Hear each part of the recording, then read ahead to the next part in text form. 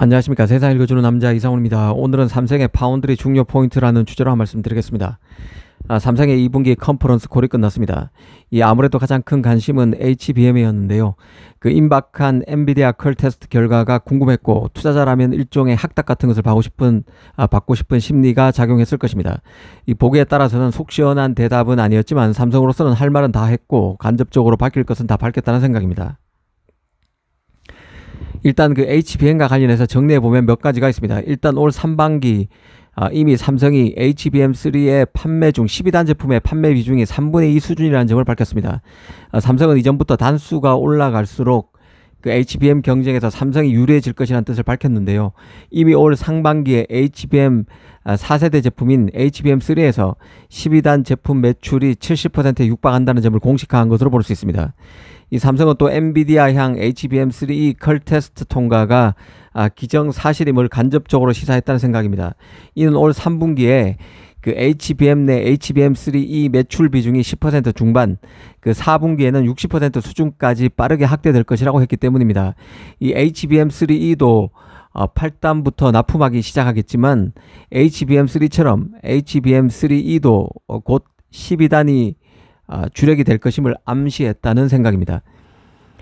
이는 HBM3E의 HBM 내 매출 비중이 3분기 15% 수준, 10% 중반대에서 4분기 60%로 4배로 뛰는 데서도 잘 드러난다는 생각인데요. HBM3든 HBM3E든 삼성의 주력은 12단임을, 즉 고부가 가치임을 강조한 대목으로 볼 수 있습니다. 일전에도 말씀드렸지만 삼성은 타사 대비 캐파 증설에 유리합니다. 이 강력한 자금 동원이 가능하기 때문인데요.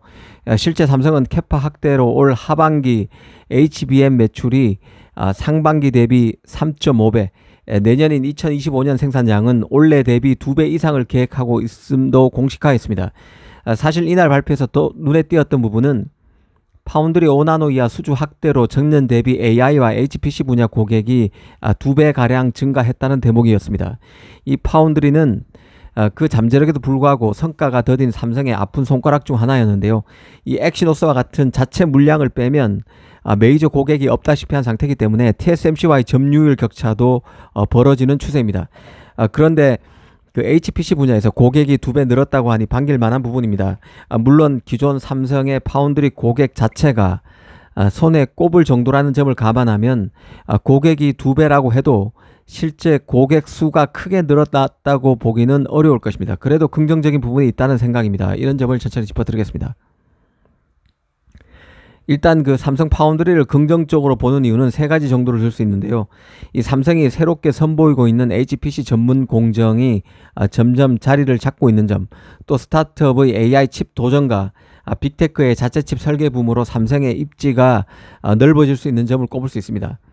또 마지막으로 HBM이 궤도에 올라서면서 패키징이 들어가 있는 후공정을 시작으로 기존 메이저 팹리스를 공략할 지렛대가 하나 더 늘어난 점도 빼놓을 수 없을 것입니다. 사실 그 AI 공정은 삼성에 새 기회를 주고 있는데요. 급격히 커지고 있는 AI 시장은 달리 말하면 신진 업체가 새롭게 등장하고 있는 시장이란 뜻과도 같습니다. 엔비디아가 초기 시장은 완전히 장악했지만 이제 시작일 뿐입니다. 이미 중국, 미국 할 것 없이 빅테크들은 엔비디아 칩으로부터 독립하기 위해서 자체 칩을 설계하기 위해서 절치부심이고 AI 시장에서 자신의 존재감을 알리려는 스타트업도 급격히 늘고 있습니다. 이들은 새롭게 파운드리를 활용하게 되는 것이죠. 후발 파운드리 삼성 입장에서 유리한 점은 그 AI 분야 스타트업과 같은 신규 고객의 경우는 그 메이저 팹리스가 갖고 있는 TSMC로 일종의 경로 우선성 같은 게 전혀 없다는 데 있습니다. 신생 팹리스로서는 칩 제조 단가 부담이 적고 작은 고객에도 더 호의적인 파운드리가 나은 것이죠. 그런 맥락에서 보면 삼성이 메이저 팹리스의 물량 대기에 바쁜 TSMC보다 더 나은 선택지가 될 수도 있습니다. 삼성 입장에서는 AI 칩 시장이 커지면서 군소 고객이 늘어나고 있는 것이 기회가 될 수 있다는 뜻입니다.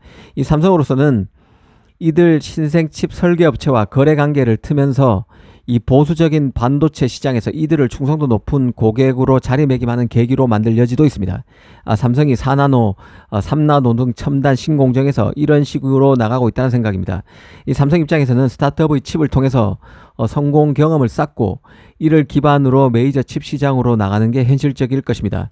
이 삼성이 캐나다 스타트업인 텐스토렌트로부터 수주한 AI 칩, 그리고 미국의 AI 스타트업인 그로크의 칩을 모두 4나노 HPC 전문 노드인 SF4X 노드로 수주한 것도 잘 봐야 할 포인트입니다. 이 TSMC도 이 5나노, 4나노를 4-5개 노드로, 그리고 3나노도 4-5개 노드로 세분화하고 있습니다. 실력이 뛰어나다는 얘기는 디테일이 뛰어나다는 뜻이고, 이는 결국 세분화, 노드 세분화로 귀결될 수밖에 없을 것입니다. 이런 세분화된 노드들은 같은 플랫폼으로 분류되는 만큼 특정 공정을 대부분 공유하지만 특정 프로세서에서 조금씩 특징을 달리하기 때문에 다른 명칭을 사용하는 것이죠. 이는 AP, CPU, GPU, FPGA 등으로 파운드리 고객이 다양하다는 의미를 함축하는 것이고, 이 파운드리가 이런 고객의 차별화된 서비스를 제공할 수 있다는 뜻이기도 합니다. 삼성도 4나노에서 그 HPC 전문 노드를 내놓으면서 이 레벨로 올라가기 위해 노력 중이라는 생각입니다. 칩 특징별로 전문화된 노드를 제한할 수 있어야 고객 확보에도 유리할 것입니다. 이 앞으로 삼성 파운드리의 입지가 생각보다 밝다고 보는 마지막 이유는 메모리와의 시너지 때문인데요. AI 칩에서 볼 수 있듯이 이제는 패키징이 칩 성능에서 차지하는 비중이 전공정만큼이나 중요해졌습니다. GPU를 만들어도 패키징 단계에서 HBM과 함께 제작해야 되기 때문에 파운드리 공정이 메모리와 믹스되는 상황입니다. 특히 GPU 수급이 메모리인 HBM 조달 능력, 그리고 후공적인 패키징 캐파 확보 능력 등과 맞물리고 있기 때문에 이 파운드리의 프로세서를 맡기는 팹리스로서는 메모리 업체를 의식할 수밖에 없습니다. 이 지점에서 파운드리와 메모리를 모두 하고 있는 삼성의 경쟁력이 발현될 수 있다는 것이죠. 실제 삼성은 그 3나노, 2나노 칩 수주 사실을 밝히면서 이 부분을 특별히 강조하고 있는 상황입니다.